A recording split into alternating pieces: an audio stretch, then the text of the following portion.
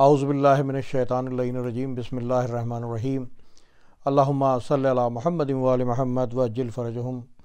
تمام حمد اس اللہ کے لیے ہے جو اول سے ہے اور کوئی شے اس سے پہلے نہیں اور آخر ہے، اور کوئی چیز اس کے بعد نہیں، وہ ظاہر ہے اور کوئی شے اس سے بالا تر نہیں، اور وہ باطن ہے اور کوئی چیز اس کے قریب تر نہیں۔ ناظرین مکرم، آپ کو آپ کے میزبان سید ندیم حیدر کی جانب سے السلام علیکم اور تحفہ یا علی مدد۔ ناظرین محترم، ماہ رمضان المبارک میں ہم ہدایت ٹیلی ویژن کے اس پلیٹ فارم سے ایک خصوصی پروگرام قرآن کریم اور امام زمانہ کے عنوان سے لے کر آپ کی خدمت میں حاضر ہیں، اور آج ہمارے ساتھ اس پروگرام میں اس موضوع کے اوپر اور امام زمانہ اور قرآن کریم کے اوپر گفتگو کرنے کے لیے میرے ساتھ دو انتہائی ہمارے معزز علماء کرام موجود ہیں۔ سب سے پہلے میں آپ کا تعارف کراؤں گا، اور اس کے بعد ہماری جو روایت ہے کہ پروگرام کا آغاز ہم اپنے فضائل امیر المومنین حضرت علی بن ابی طالب علیہ السلام کی بارگاہ میں حاضری دے کر کرتے ہیں۔ تو میرے رائٹ ہینڈ پر بیٹھے ہیں قبلہ محمد رضا جان کاظمی صاحب، پہلے آپ کی خدمت میں سلام عرض کریں گے اور آپ کا ہم ہدایت ٹیلی ویژن کی جانب سے شکریہ ادا کرتے ہیں۔ اس کے بعد انتہائی قابل احترام علامہ سید حسن عباس رضوی صاحب، قبلہ آپ کی خدمت بھی سلام عرض کریں گے اور آپ کا بہت شکریہ ادا کریں گے دونوں صاحبان کا کہ آپ نے ہمارے لیے وقت نکالا، کیونکہ ماہ رمضان المبارک ہے اور اس میں ایام بہت مصروف ہوا کرتے ہیں اور آپ لوگوں کی جو محنت اور وہ ہے ڈیوٹی زیادہ سخت ہوتی ہے، تو ہم آپ کے بہت تہہ دل سے ممنون و مشکور ہیں۔ تو ناظرین مکرم، ہم اپنے پروگرام کا آغاز جو ہے وہ مولا امیر المومنین علیہ السلام کی بارگاہ میں حاضری دے کر کرتے ہیں۔ تو آج جو ہم نے مولا کی بارگاہ میں ایک چھوٹا سا حصہ چنا ہے مولا کے فضائل سے، وہ اس طریقے سے ہے کہ امیر المومنین حضرت علی ابن ابی طالب علیہ السلام جب اہل بصرہ سے جنگ کے لیے نکلے تو عبداللہ بن عباس کہتے ہیں کہ میں مقام ذیقار میں حضرت کی خدمت میں حاضر ہوا تو دیکھا کہ مولا علی کی خدمت میں اپنا جوتا ٹانک رہے ہیں۔ اب جب آپ آئے ہیں مولا کے پاس تو مولا اپنا جوتا ٹانک رہے تھے، مجھے دیکھ کر فرمایا اے ابن عباس، اس جوتے کی قیمت کیا ہوگی؟ میں نے کہا اب تو اس کی کچھ بھی قیمت نہ ہوگی۔ تو آپ نے فرمایا اگر میرے پیش نظر حق کا قیام اور باطل کا مٹانا نہ ہو تو تم لوگوں پر حکومت کرنے سے یہ جوتا مجھے کہیں زیادہ عزیز تر ہے۔ یہ خطبہ مولا امیر المومنین کا نہج البلاغہ سے ہم نے اس کا استفادہ کیا۔ یہ ہے بہت طویل، لیکن کیونکہ ہمارے پاس وقت کی قلت ہے اور ہم چاہتے ہیں کہ علماء کرام سے جو ہے ہم زیادہ مستفید ہوں، تو سب سے پہلے جو ہے ہم قبلہ حسن عباس رضوی صاحب کی خدمت میں چلیں گے اور ہم آپ سے یہ جاننا چاہیں گے کہ آج جو ہمارا موضوع ہے امام زمانہ اور قرآن کریم، یا قرآن کریم اور امام زمانہ علیہ السلام، تو ہم یہ چاہیں گے کہ پروگرام کا آغاز جو ہے ہم اپنے وقت کے امام کی بارگاہ میں حاضری دے کر کریں۔ تو امام کے جو القاب ہیں، جو آپ کے ایک تو مشہور ہیں جو القاب ہم عام دنوں میں پکارتے ہیں، اجل اللہ تعالیٰ فرجہ، امام زمانہ، قائم آل محمد، تو ان القاب کے متعلق جو ہے آپ تھوڑی سی روشنی ڈالنا فرمائیں گے؟ بسم اللہ الرحمن الرحیم۔ سب سے پہلے میں آپ کا شکر گزار ہوں اور ہدایت ٹی وی کی جو ٹیم ہے اس کا شکر گزار ہوں کہ انہوں نے اس خوبصورت پروگرام کا اہتمام کیا۔ امام علیہ السلام کی بہت سارے القاب ہیں، لیکن 4 یا 5 القاب ہیں جو کہ کافی شہرت رکھتے ہیں، تو اس کے متعلق میں بتاؤں گا کہ سب سے پہلا آپ کا جو لقب بہت سب سے زیادہ شہرت رکھتا ہے، جو لوگ تقریباً امام کا نام سمجھتے ہیں، وہ امام مہدی اجل اللہ تعالیٰ فرجہ۔ تو مہدی جو ہے یہ لوگ سمجھتے ہیں نام ہے، جبکہ آپ جانتے ہیں نام جو ہے وہ محمد ہے صلی اللہ علیہ وآلہ وسلم، رسول اللہ صلی اللہ علیہ وآلہ وسلم کے اوپر۔ امام کو مہدی کیوں کہا جاتا ہے؟ روایت دیکھ رہے تھے تو امام سے پوچھا گیا 5ویں امام سے کہ ان کو امام مہدی کیوں کہا جاتا ہے؟ اب اس وقت ولادت نہیں ہوئی امام مہدی علیہ السلام کی، تب بھی پوچھا جا رہا ہے کیونکہ شہرت تھی امام کی۔ تو امام علیہ السلام فرماتے ہیں کیونکہ مہدی کے معنی ہوتے ہیں ہدایت یافتہ، جس کی ہدایت کی گئی ہو۔ تو 5ویں امام فرماتے ہیں اس کی علت کہ اللہ تعالیٰ نے کچھ امور، خاص امور اور پنہان امور ہیں، سری امور ہیں، جن کی تعلیم صرف امام علیہ السلام کو دی ہے، کیونکہ ان کو قیام کرنا ہے اور ان کو حکومت کرنا ہے، خدا کے نظام کو اس زمین پہ نافذ کرنا ہے۔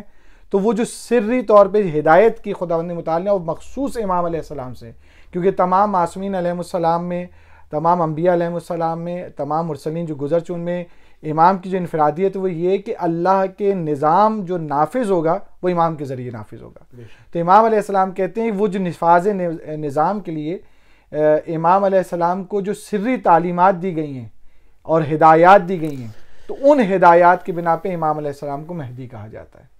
یہ امام کے مہدی کا لقب ہے۔ اسی طرح قائم کا بھی لقب جو ہے وہ بھی روایت امام محمد باقر علیہ السلام سے، اللہم صلی علی محمد۔ امام سے کسی نے سوال کیا کہ جو آپ کے فرزند ہیں ان کو قائم کیوں کہا جاتا ہے؟ اب یہ ویسا نام یہ کہ اس پہ کھڑا ہونا چاہیے، روایت مستحب یہ ہے، لیکن بہرحال پروگرام جاری ہے۔ تو امام نے کہا کہ جب ہمارے جد امام حسین علیہ السلام کی شہادت ہوئی تو ملائکہ میں حزن تھا بہت زیادہ، اور اس شہادت کو دیکھ کر اللہ کی بارگاہ میں انہیں شکوہ کیا کہ اے خدا، تیرے نبی کے نواسے کو اس بے دردی سے شہید کیا گیا، تو کوئی نہیں ہے جو اس کا بدلہ لے گا، انتقام لے گا۔ تو اس وقت امام علیہ السلام خداوند متعال عالم نور میں امام علیہ السلام کو دکھایا، اور وہ اس وقت حالت قیام، نماز پڑھ رہے تھے، حالت قیام میں تھے۔ تو اس وقت اللہ سبحانہ وتعالیٰ نے کہا کہ حاضل قائم، تو وہاں سے امام علیہ السلام کہتے ہیں لقب پڑ گیا قائم ان کا۔ اور بھی وجوہات ہیں، لیکن میں نے حدیث پر بتا رہا ہوں، قزوینی اس حدیث کو نقل کیا ہے، وہ کہتے ہیں کہ اللہ سبحانہ وتعالیٰ نے لفظ استعمال کیا حاضل قائم، کہ یہ انتقام لے گا، تو جب یہ اس لیے امام کو قائم کہا جاتا ہے۔ اور اسی طرح امام کے جو شہرت رکھتا ہے امر، صاحب امر جو ہے امام کا وہ شہرت رکھتا ہے، اس کے لیے جو روایات ہیں وہ یہ ہیں کہ کیونکہ جو قرآن کی آیت ہے اطیعوا اللہ واطیعوا الرسول اولی الامر منکم، اللہ کی اطاعت کرو، رسول کی اطاعت کرو، صاحبان امر کی اطاعت کرو، تو وہ یہ امام علیہ السلام کیونکہ اس کا مصداق ہیں، اور امام علیہ السلام اس کا مصداق اتم بھی ہیں، یعنی کہ واقعاً وہ حکومت کریں گے، صاحب امر ہوں گے، خداوند متعال کے امور کے صاحب امر ہوں گے، یعنی صحیح معنی میں جو اللہ کے امر کو نافذ کریں گے، جو قرآن و سنت کی حکومت کو نافذ کریں گے، وہ امام علیہ السلام ہوں گے، تو اس لیے آپ کو صاحب امر کہا جاتا ہے۔ اسی طرح امام علیہ السلام کا ایک لقب ہے حجت۔ حجت کے لیے جو روایات ملتی ہیں وہ اس لیے کہ اللہ سبحانہ وتعالیٰ دونوں عالم میں، یعنی کہ اس دنیا والوں کے لیے بھی اور عالم آخرت والوں کے لیے بھی امام علیہ السلام کے ذریعے احتجاج کرے گا۔ حجت کی معنی ہے دلیل، اللہ تعالیٰ احتجاج کرے گا، دیکھو میں نے ان کے ذریعے اپنی حجت کو تمام کیا ہے، میں نے اس امت پر، انسانیت پر، جس کے لیے میں نے جو ہے دنیا کو بنائی تھی، وہ جو قرآن کی آیت ہے هو الذی ارسل رسولہ بالہدی ودین الحق لیظہرہ علی الدین کلہ، تو وہاں پہ جو ہے کہ تمام دین جو ہے ظاہر ہو جائے گا، وہ تمام دین جو ہے امام کے ذریعے ظاہر ہوگا، اس لیے امام علیہ السلام کو حجت کہا جاتا ہے۔ اس وقت میرے ذہن میں یہی ہے، اور اگر کوئی نام آئے گا تو ضرور بتاؤں گا۔ ابھی جزاک اللہ۔ قبلہ ہم جو ہے وہ آپ سے جو ہے ملتمس ہیں کہ اب یہ کیونکہ قبلہ نے تو تھوڑا سا جو ہے امام کے جو القاب ہیں، جو آپ کے مشہور زمانہ جو نام ہیں، اس کے اوپر تھوڑی سی روشنی ڈالی تھی۔ آپ یہ بتائیے گا کہ ہمارا جو عنوان ہے کہ قرآن کریم اور امام زمانہ، تو یہ امام زمانہ کا اور قرآن کریم کا آپس میں کیا رابطہ ہے؟ یہ تھوڑا سا اس پہ روشنی ڈالیں۔ دیکھیے، قرآن اور امام زمانہ عجل اللہ تعالیٰ فرج شریف کا جو رابطہ ہے بہت گہرا رابطہ ہے، بلکہ میں اگر کہوں اس انداز سے کہ اگر قرآن نور ہے تو امام زمانہ بھی نور ہیں، اگر قرآن ہادی ہے تو امام زمانہ بھی ہادی ہیں، اگر قرآن لاریب ہے تو امام زمانہ بھی لاریب ہیں، اگر قرآن ہادی ہے تو امام زمانہ بھی ہادی ہیں۔ بلکہ اگر اور ہم غور کریں تو دیکھیے، قرآن میں سورہ رحمان ہے تو امام زمانہ محبوب رحمان ہیں۔ دیکھیے، قرآن میں سورہ یاسین ہے تو امام زمانہ جانشین حضرت یاسین ہے۔ دیکھیے، امام زمانہ اور قرآن کا ایک گہرا رابطہ ہے۔ میں آسان الفاظ میں یہ کہوں، قرآن جو ہے وہ صامت ہے اور امام زمانہ ناطق ہے، یعنی قرآن صامت قرآن ہے اور امام زمانہ ناطق قرآن۔ اچھا، جب فضائل کی بات آ رہی ہے تو فضائل میں جیسے قرآن ہادی تو امام زمانہ بھی ہادی، قرآن نور تو امام زمانہ بھی نور، قرآن لاریب تو امام زمانہ بھی لاریب۔ اب مظلومیت کی جو بات آ رہی ہے، مظلومیت میں بھی یہی ہے کہ جیسے قرآن مظلوم ہے ویسے امام زمانہ بھی مظلوم ہیں. اب ذرا غور کریں کہ قرآن کے ساتھ ہم نے کیا کیا. ہم مسلمان قرآن کب پڑھتے ہیں؟ رمضان میں پڑھتے ہیں، وہ بھی بڑی مشکل سے. ٹھیک ہے، قرآن کو ہم نے 11 مہینے بالکل وہ ڈیکوریشن پیس رکھا ہوا ہے، قرآن کو یاد ہی نہیں کرتے، بھلا دیا ہم نے بالکل. امام زمانہ کے ساتھ بھی ہم یہی کر رہے ہیں کہ ہم نے امام زمانہ کو بھی بھلا دیا. قرآن کو ہم نے محدود کر دیا. کس کام کے لیے؟ مجلس ترحیم کے لیے. ایک واقعہ آپ کو سنا دوں کہ ایک صاحب بتا رہے تھے، ڈرائیور تھے تہران کے، تو کہتے ہیں کہ جناب میں ٹیکسی کر رہا تھا، پیسنجر ڈھونڈ رہا تھا، تلاش کر رہا تھا، تو ایک پیسنجر چڑھا. اچھا، اب میں نے اس پیسنجر کے چڑھنے سے پہلے ریڈیو پہ قرآن چلایا ہوا تھا. تو جیسے پیسنجر گاڑی میں چڑھا تو اس نے مجھ سے پوچھا کیا کوئی مر گیا ہے؟ تو میں نے کہا ہاں مر گیا ہے، میرا دل اور تیرا دل مر گیا ہے. جو ہم سمجھ رہے ہیں کہ قرآن صرف مرحومین کے لیے ہے یا قرآن صرف رمضان کے لیے. بھائی قرآن تو پورے سال کے لیے ہے، مگر قرآن کی مظلومیت ہے کہ ہم نے قرآن کو بھلا دیا. ہم نے قرآن کو بس لمیٹڈ کر لیا، یا مرحومین کے لیے، مجلس ترحیم کے لیے، یا رمضان کے لیے. حالانکہ روایات بتاتی ہے تھرو آؤٹ یہ پورا سال قرآن پڑھو، اور جو 10 آیتیں کم سے کم پڑھے، یعنی دن میں کم سے کم 10 آیت، رمضان کے علاوہ کی بات ہو رہی، دن میں کم سے کم 10 آیت پڑھے تو لم یکتب من الغافلین. اب اسے وہ غافل نہیں کہا جائے گا. اور اگر کوئی دن میں 50 آیتیں پڑھ لے تو کتب من الذاکرین، اب وہ ذاکرین میں اس کا شمار ہوگا. ایک صاحب آ گئے، انہوں نے کہا بھائی آپ تو 50 آیتیں کہہ رہے ہیں، ہم 100 آیتیں دن میں پڑھتے ہیں. ہم نے کہا کیسے؟ کہا جو نماز پڑھتا ہے دن میں کم سے کم جو ہے سورہ الحمد 10 مرتبہ پڑھتا ہے، 70 وہ ہو گئی. کم سے کم سورہ کوثر پڑھے تو جناب 30 وہ ہو گئی. ہم تو 100 آیتیں پڑھتے ہیں، آپ 50 کی بات کر رہے ہیں. سمجھے؟ اس قرآن کو پڑھنا نماز کے علاوہ یہ، مگر ہم نے قرآن کو مظلوم قرار دے دیا، ہم نے قرآن کو بالکل بھلا دیا. اب امام زمانہ کے ساتھ دیکھیے، ہم نے امام زمانہ کے ساتھ بھی یہی کیا. جیسے میں نے کہا فضائل بھی وہ ناطق قرآن، یہ صامت قرآن، یہ صامت قرآن وہ ناطق قرآن. فضائل بھی اسی طرح، مصائب بھی اسی طرح، مظلومیت بھی اسی طرح کہ قرآن کو بھی بھلا دیا، امام زمانہ کو بھی بھلا دیا. ایک عالم دین کا واقعہ آپ کو سناؤں کہ وہ عالم دین کہتے ہیں کہ مسجد جمکران میں تھا. اب دیکھیے ہم نے امام کو کتنا بھلا دیا. کہتے ہیں میں مسجد جمکران میں تھا اور دعا کر رہا تھا، گریہ کر رہا تھا، اللہ مجھے امام زمانہ کی زیارت نصیب فرما، گڑ گڑا کے دعائیں مانگ رہا تھا. اب جب میں دعائیں مانگ رہا تھا تو میں نے اچانک ایک سید کو دیکھا، بڑا نورانی سید، بڑا خوبصورت سید، بڑا حسین سید. میرے دل میں خیال آیا کہ اس سید کو میں جا کے پانی دوں، شاید پیاسا ہوگا. اب میں نے جا کے سید کو پانی دیا، اور جیسے میں نے سید کو پانی دیا، میں نے سید کو کیا کہا؟ میں نے کہا اے سید، ہمارے آقا امام زمانہ کے ظہور کے لیے دعا کرو. اب یہ عالم دین بتاتے ہیں، کہتے سید نے پانی پیا اور پانی پی کے کہا کہ ہمارے شیعہ اگر اس پانی جتنا بھی ہمارے پیاسے ہوں، ہمارے شیعہ اگر اس پانی جتنی بھی ہمیں اہمیت دیتے تو ہمارا ظہور ہو جاتا. یعنی اگر ہمارے شیعوں کے اندر ایک گلاس پانی جتنی پیاس ہمارے لیے ہوتی تو ہمارا ظہور ہو جاتا. بھائی ایک گلاس پانی کی پیاس کتنی ہوتی ہے؟ مختصر سی ہوتی ہے نا، پانی پی لیا سکون آ گیا. یعنی جتنی ہمارے دن میں ایک گلاس پانی کے جتنی پیاس ہوتی ہے، اگر اتنی پیاس ہماری امام زمانہ کے لیے ہو جائے تو بس امام کہہ رہے ہیں ہمارا ظہور ہو جائے گا. مگر افسوس یہ کہ ہم نے امام کو پانی کے برابر بھی اہمیت نہیں دی کہ پانی کی پیاس ہے مگر امام زمانہ کی پیاس نہیں. 24 گھنٹے ہیں، ہم ہر کام کے لیے تو ٹائم نکالتے ہیں. کرکٹ میچ دیکھنا ہے، فٹ بال دیکھنا ہے، ڈرامے دیکھنے ہیں، ہر کام کرنا ہے ہمیں، ان تمام چیزوں کے لیے ٹائم ہے. مگر امام زمانے کے لیے 24 گھنٹے میں 1 گھنٹہ نہیں، 1 گھنٹہ چھوڑیے، 1440 منٹ ہیں دن میں، ان میں سے 5 منٹ امام زمانہ کے لیے نہیں. افسوس یہ ہے کہ ٹائم تو ہمارے پاس ہے مگر اہمیت نہیں دیتے ہم، نہ قرآن کو نہ امام زمانہ کو. بس یہی ہے ان کا سمجھیے مماثلت قرآن اور امام زمانہ کے درمیان، کہ ہم نے قرآن کو بھی بھلا دیا، امام زمانہ کو بھی بھلا دیا. اور اس میں ہم ہی خسارے میں ہوں گے. جس نے امام زمانہ کو بھلا دیا اور قرآن کو بھلا دیا وہ انسان کامیابی نہیں تباہی کی طرف جائے گا.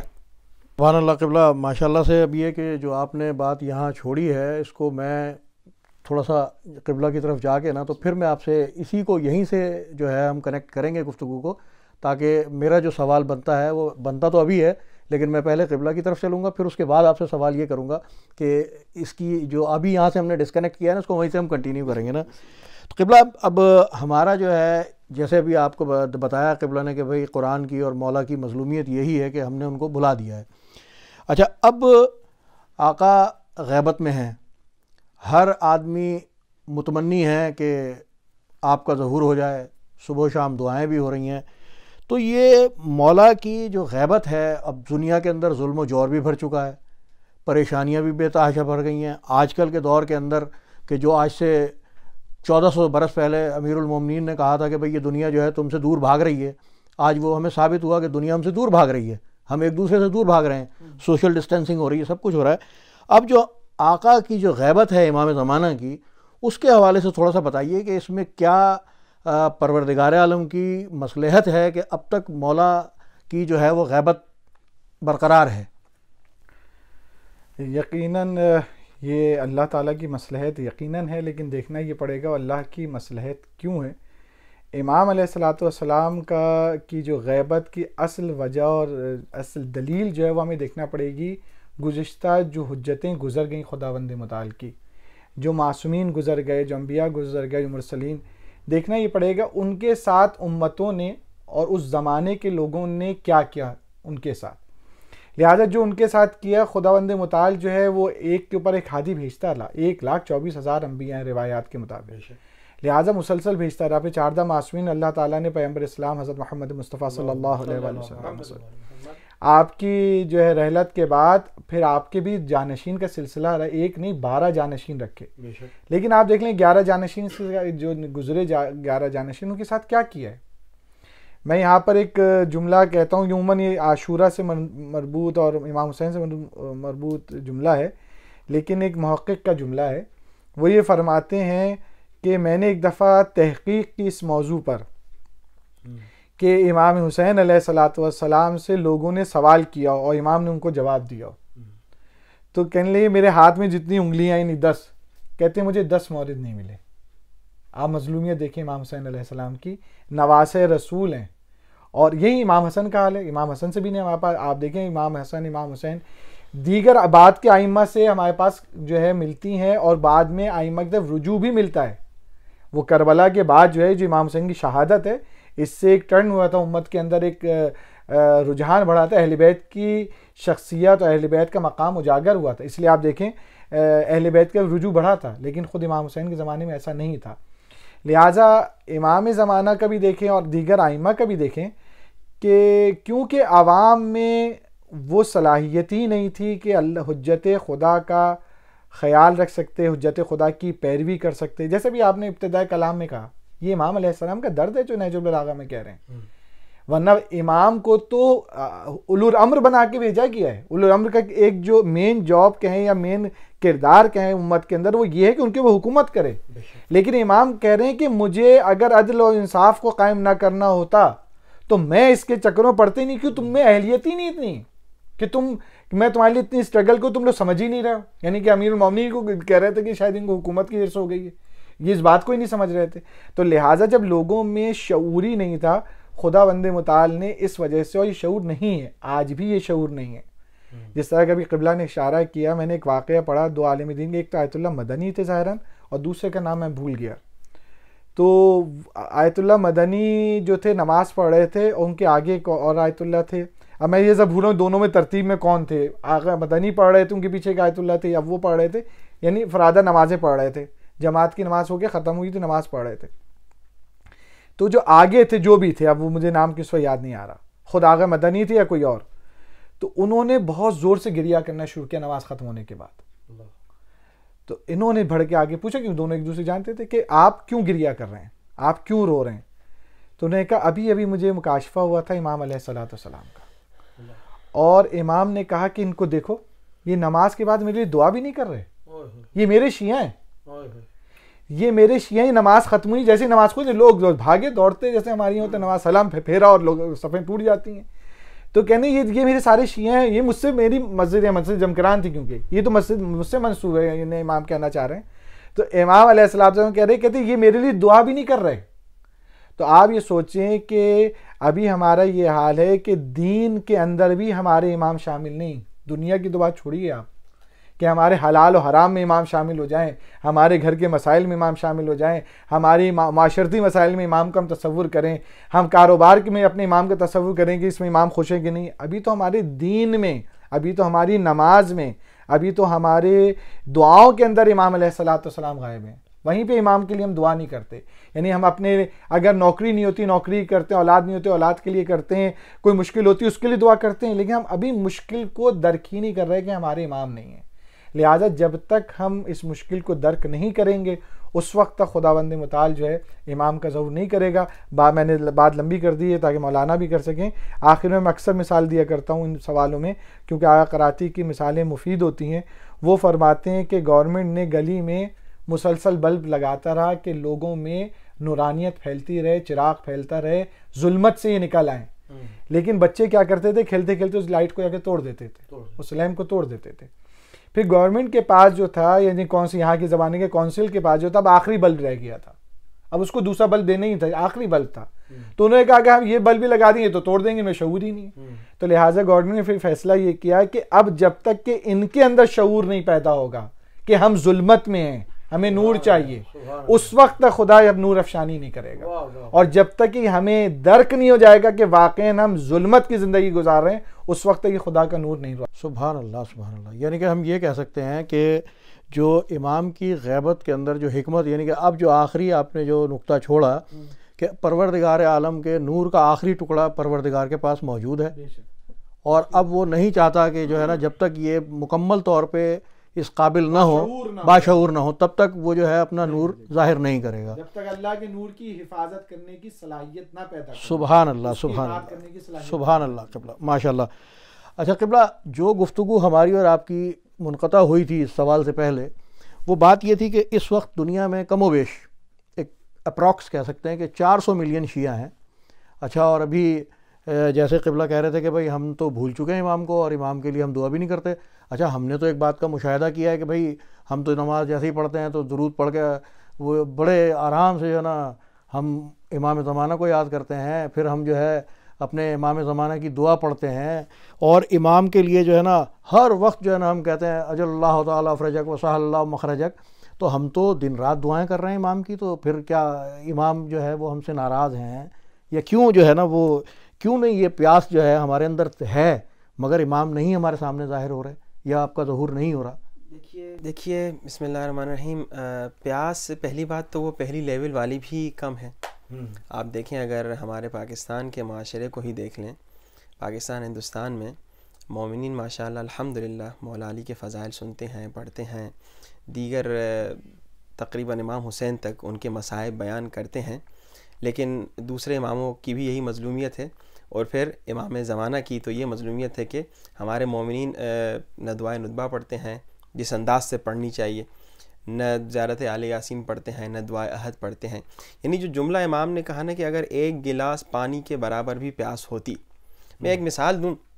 دیکھیے اگر ایک انسان اس کی زندگی میں اس کے ماں باپ, اس کی بیوی, اس کے بچے, اس کے بھائی بہن, یہ اس کے وہ قریبی ہوتے ہیں جن سے وہ ہمیشہ ملنا چاہتا ہے, ہمیشہ وہ ان سے بات کرنا چاہتا ہے, اسپیشلی بیوی, بچے, ماں باپ, جن کے ساتھ بھائی بہن, جن کے ساتھ قریب رہتا ہے.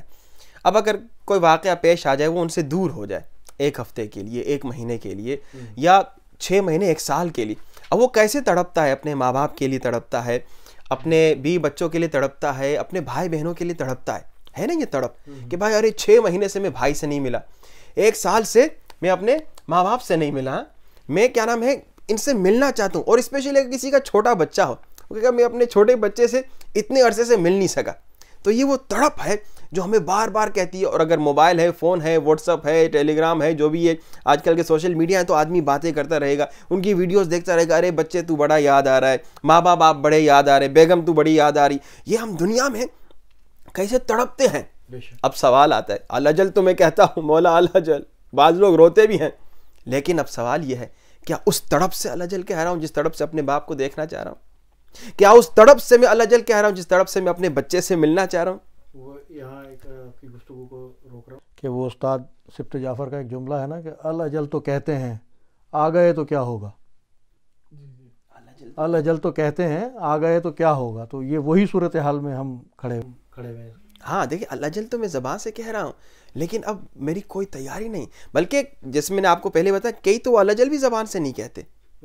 بھائی امام زمانہ کو کب یاد کیا؟ 15 شعبان کو دیے جلا لیے۔ امام زمانہ کو کب یاد کیا؟ بھائی بہت مومن ہوگا جناب 52 ویکس جو ہیں ہر ہفتے جمعے کے دن امام کو یاد کر لیا۔ امام زمانہ کو اور زیادہ مومن ہوگا، وہ ہر روز دعائے احد پڑھ لے گا۔ لیکن امام زمانہ کو پوری زندگی میں قدم قدم پہ یاد کرنا ہے۔ جیسے میں ہر روز چاہتا ہوں اپنے بچے سے ملوں، اسے حگ کروں، اسے چوموں، جیسے ہر روز چاہتا ہوں ماں باپ کے ہاتھ چوموں، جیسے میں ہر روز چاہتا ہوں اپنے بھائی بہن سے گپ شپ کروں، باتیں کروں، ان کے ساتھ وقت گزاروں، ویسے کیا میں امام زمانہ کے ساتھ وقت گزارنا چاہتا ہوں؟ رات کو سوتے ہوئے بچوں کو کہتا ہوں بیٹا گڈ نائٹ، بیگم کو، ماں باپ کو، سب کو گڈ نائٹ کہتا ہوں۔ جتنے مومنین سامعین ہیں، ذرا ایک سوال ہے کہ ہم رات کو سوتے وقت کتنی مرتبہ امام زمانہ کو کہتے ہیں امام زمانہ شب بخیر؟ مجھے نہیں معلوم آپ اکیلے ابھی کہاں ہیں۔ ہاں بھائی، ہم صبح اٹھتے ہی بچوں کو کہتے ہیں صبح بخیر بیٹا، صبح بخیر بیٹا۔ کتنے مومنین ہیں جو اٹھتے ہی آنکھ کھلتے ہی سب سے پہلے کہیں یبن الزہرا، اے یوسف زہرا، صبح بخیر۔ دیکھیے اب بات یہ ہے کہ حضرت یوسف کی ایک مثال میں آپ کو دوں، اور کیونکہ وقت میرے خیال میں ختم ہو چکا ہے یا ختم ہو رہا ہے، اس سے زیادہ میں ٹائم نہیں لوں گا۔ حضرت یوسف اور حضرت یعقوب کی مثال، جب حضرت یوسف کے بھائیوں نے انہیں دھوکہ بازی کر کے لے جا کے پھر جناب ان کو بیچ دیا، وہ پوری لمبی چوڑی کہانی نہیں، جب حضرت یوسف غائب ہو گئے، اب کیا ہوا؟ شروع میں جو رشتہ دار تھے، محلے والے تھے، وہ سب پریشان تھے کہ بھائی یوسف غائب ہو گئے۔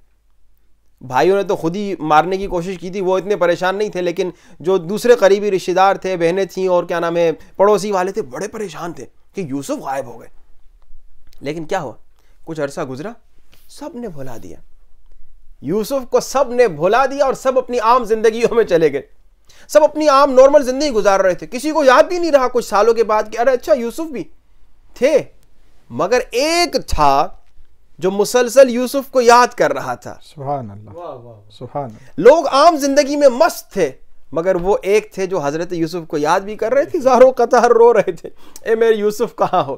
یقین تھا کہ یوسف زندہ ہیں، کیونکہ وہ بھیڑیوں نے بتا دیا نا کہ بھائی ہم نے نہیں کھایا، معلوم تھا زندہ ہیں، مگر بار بار رو رہے تھے کہاں ہوئے میرے یوسف۔ اب ہم میں سے کتنے لوگ ہیں جو اس انداز سے یوسف زہرا کو بلاتے ہیں؟ اب ہمارا حال یعقوب والا نہیں ہے جو یوسف کے انتظار میں ہے، بلکہ ہمارا حال ان دوسروں والا ہے جنہوں نے یوسف کو بھلا دیا۔ آج ہم نے بھی یوسف زہرا کو بھلا دیا۔ جزاک اللہ قبلہ، ہم جو ہے وہ آپ کے اور قبلہ کے بہت ممنون و مشکور ہیں۔ ناظرین محترم، ہمارے پروگرام کا جو وقت ہے وہ آلموسٹ ہمارا ختم ہو چکا ہے، کیونکہ ہم نے اس پروگرام کے اختتام میں آپ کو ایک مناجات بھی سنوانی ہے کہ جو قبلہ رضا جان علی شاہ کاظمی صاحب جو ہیں، ان کی محنت ہے اور آپ نے بہت ہی خوبصورت انداز میں جو ہے اس کو بنایا ہے اور آپ تک جو ہے پہنچایا ہے۔ تو ہم یہ چاہتے ہیں، کیونکہ یہ پروگرام جو ہے اسپیشلی ہم نے جو ہے یہ قرآن کریم اور امام زمانہ علیہ السلام کے عنوان سے جو رکھا ہے، تو اس کے آخر میں ہم آپ کو یہ مناجات سنوائیں گے۔ پروگرام کا اختتام کرنے سے پہلے میں ایک مرتبہ پھر دونوں علماء کرام کا شکریہ ادا کرتا ہوں، اور پروگرام کے اختتام میں جو ہے میں ایک بات یہاں کہنا چاہتا ہوں، اور یہ بھی میں نے نہج البلاغہ سے استفادہ حاصل کیا ہے کہ جو ہو چکا اس پر ہم اللہ کی حمد کرتے ہیں، جو ہو چکا اس پر ہم اللہ کی حمد کرتے ہیں، جو ہوگا اس کے مقابلے میں اس سے مدد چاہتے ہیں، جو ہوگا اس کے مقابلے میں ہم اس سے مدد چاہتے ہیں۔ جس طرح جسموں کی صحت کا سوال کرتے ہیں، اسی طرح دین و ایمان کی سلامتی کے طلبگار ہیں۔ ناظرین محترم، مجھے اور قبلہ کو اور ہمارے دونوں علماء کرام کو اجازت دیجیے، انشاءاللہ تعالی اگلے پروگرام میں پھر آپ سے ملاقات ہوگی۔ تب تک کے لیے السلام علیکم ورحمۃ اللہ وبرکاتہ۔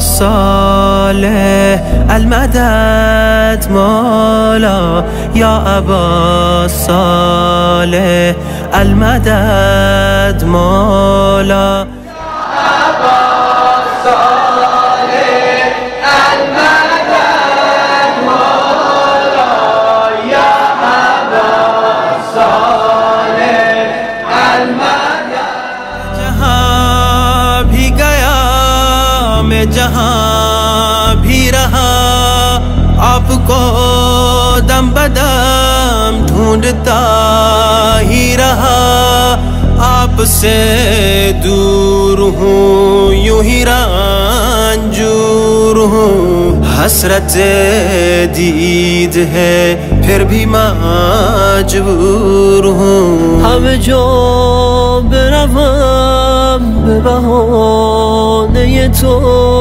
که مگر برسم در خانه تو، همه جا دنبال تو میگردم که تویی درمان همه دردم، یا ابا صالح المدد مولا، یا ابا صالح المدد مولا، اگرم نبود دل لایق تو، نظری که دلم شده عاشق تو، من ناقابل به تو دل بستم، نکشید دامان خود از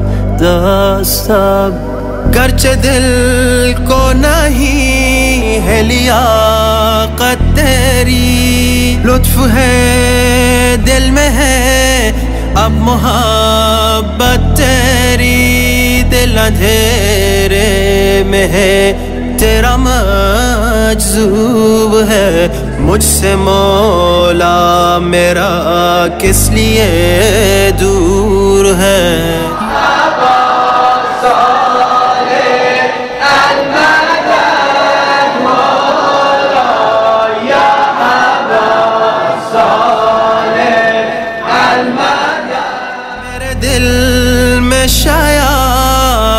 کے ہے وسوسے مجھ سے مولا میرا اس لیے دور ہے، دل ہمارے گناہوں سے خالی نہیں، یوں ہی دیدار تیرا میسر نہیں، یا ابا صالح المدد مولا، یا ابا صالح المدد مولا، کس کی چوکٹ پہ جاؤں گدا ہوں تیرا، سن لے میری دعا ورنہ مر جاؤں گا میں تمہارے بنا، کچھ نہیں اے امام، سایہ عاطفت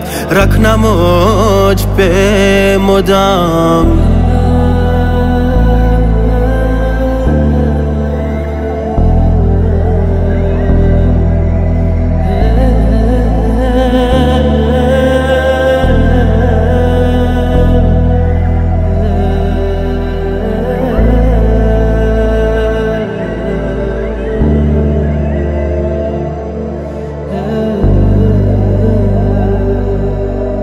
یا ابا صالح المدد مولا، یا ابا صالح المدد مولا، معرفت کے خزانے ہو مجھ کو عطا، اس جہاں میں ملے خلد کا ذائقہ، آپ کے عشق نے ایسی سوغات دی، دور دل سے ہوئی لذت دنیاوی، یا ابا صالح المدد مولا، یا ابا صالح المدد مولا، تاج شاہی کی کیا ہو ضرورت مجھے، تیری نالے نہیں میری دستار ہے، سن کے شکوہ فلک کا انہوں نے کہا راہ حق پہ رہو جلد آ جاؤں گا یا ابا صالح المدد مولا یا ابا صالح المدد مولا